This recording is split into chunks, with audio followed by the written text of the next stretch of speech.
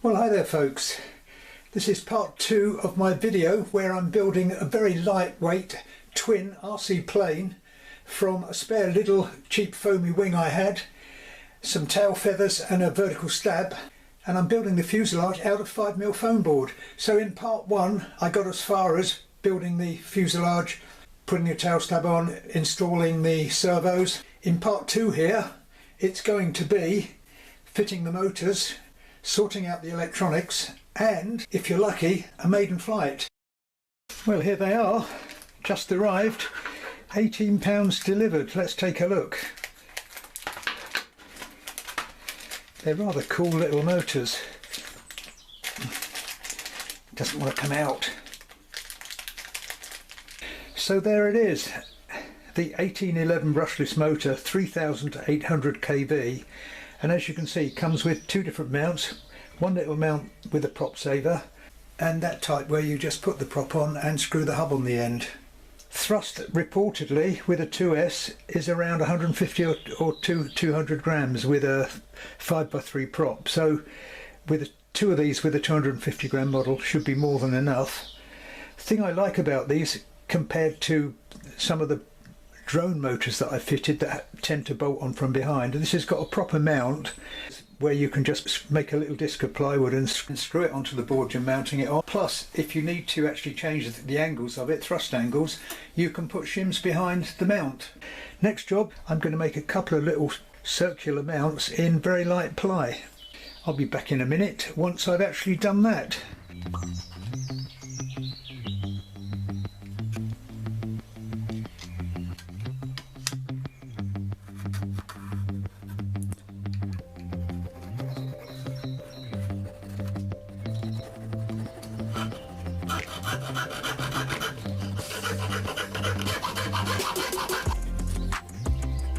So here we are, a short while later, two little plywood mounts, and as you can see I've actually given it a little bevel on these edges so that it doesn't actually stick higher above the wing than it needs to.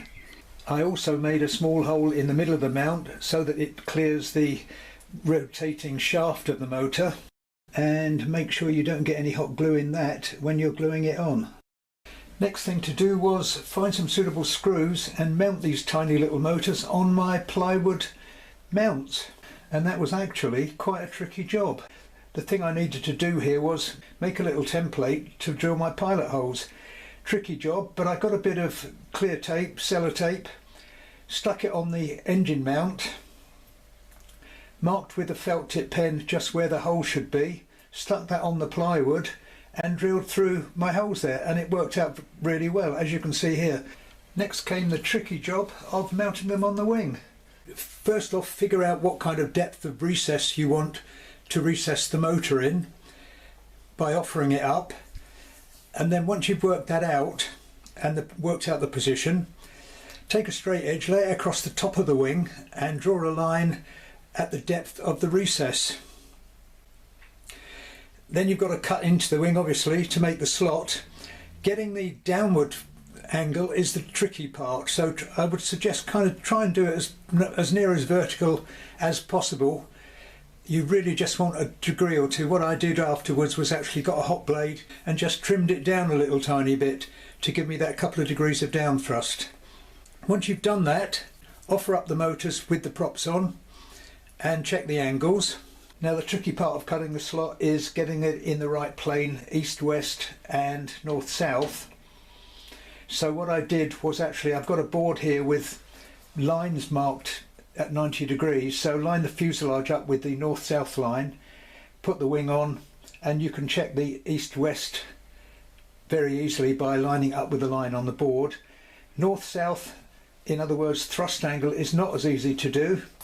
So the best thing to do there really is, when you're hot gluing the mount in place, put two small blobs on the top of the plywood, just at the corners, the edges, so that as it's going off, you can actually tweak it and then also look along it laterally to see if the props are actually in line in the same plane in the north-south direction. And then afterwards, of course, you can put a solid little fillet of hot glue along the top and bottom of your plywood mount just to keep it really secure. So that's the trickiest part over, and I think I've got it about right. Next job, of course, is to wire them up. And no sooner said than done.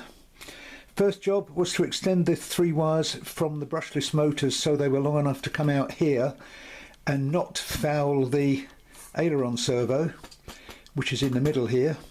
So you've got wires coming across that side, and the aileron servo is the one in the middle. What I've done here to connect to my 2-way speed controller that, as I said, came out of the Ewing Hunter, and normally this would go to 2 separate speed controllers. What I've done here, so that I can connect to that and make it easily removable, I've used these kind of connectors on servo extension leads or servo leads. So all I need to do is just plug in when I take the wing off, and sorted.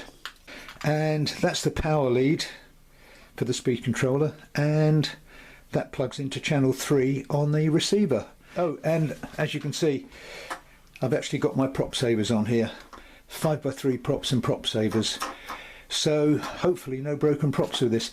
So it's pretty much sorted, apart from a bit of decorative tape over the wires to the motors. But before you have the thrill of the Maiden, let's show you how I managed to squeeze the electronics into it. As I said before, I should have made this actually just a few mil wider, but you live and learn. It is an experimental build, so next time is always better.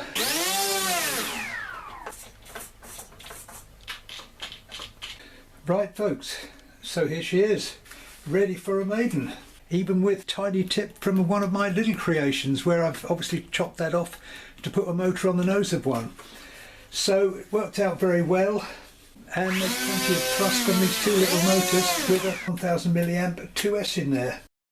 And with the 1000 milliamp 2S, centre of gravity is spot on with the LiPo right forward at around 55 mil from the leading edge.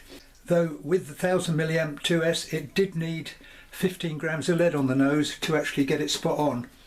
Of course, I could actually, easy way around that is to install a larger LiPo, for example 2000 2S, bit weightier, and with that in it you could do away with the lead and get double the flight time. I've measured current at 5 amps, so that would be a totally depleted 1000 milliamp in 12 minutes, or gentle flying, probably a good 10 minutes flying time, and with a 2000 probably 20 minutes flying time. Let's take a look inside at the electronics. As you can see, barbecue sticks, rubber bands. The advantage of that too is if you're a beginner and you hit the strike in hard, the wing will come off and not break. Saves damage. So that's the antenna from my FSI A6 receiver. Still need to take those down to the fuselage. So inside here I've got receiver there, a little bit of rubber there holding that down. These are fed nicely at the back end here, so they're out of the way of the servo. Centre one is the aileron servo, and the 2 on the sides are the motor, which go to the twin speed controller. Let's get these bits of rubber foam out that are securing it and take a closer look. So there's the receiver, that is the speed controller, and as I say, rather unusually, one that I salvaged from my Ewing Hunter, which is a 2-way speed controller. Normal situation here would be each motor goes to a separate ESC and they go to 2 separate channels on the receiver. One will be on channel 3 and the other one on channel 5, shall we say, and you do a mix so that channel 5 or 4, whichever one you choose, is a clone of channel 3, so you get an equal signal on each motor. The other thing you have to do if you're using 2 speed controllers is on one of the speed controllers you disconnect the red wire, because apparently it confuses brushless motors if you've got 2 separate power supplies to the ESCs. So that is pretty important. If you're not sure what I mean, do a bit of googling. So that all fits in there nicely. The wing comes off easily because you can just unplug these. And there, as if by magic, it's all tucked nicely back in again held down securely by foam rubber, and one piece conveniently, they're right at the back there, if you can see here, that goes on nicely like that, so they're not going to foul the servo. So that has worked out exceedingly well. All up weight is around the 250 grams mark with the 1000 milliamp 2S, so just about under the 250 gram. So well pleased with it. I could have made it a little bit wider, that would have been helpful, but you live and learn. It is a kind of prototype, so next time you can always do better.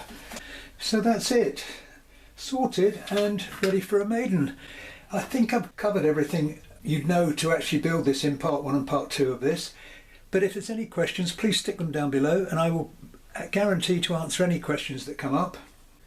Oh, and if you've enjoyed the video, please give it a like, and why not subscribe for more of my videos.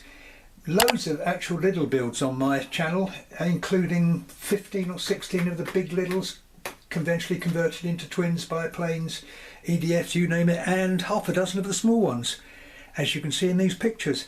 But I'll stop waffling. Thanks for watching, but let's get to the nitty gritty. The maiden, did it actually fly? Well, here's a little taster, and I will link the full maiden, warts and all, at the end. Thanks for watching.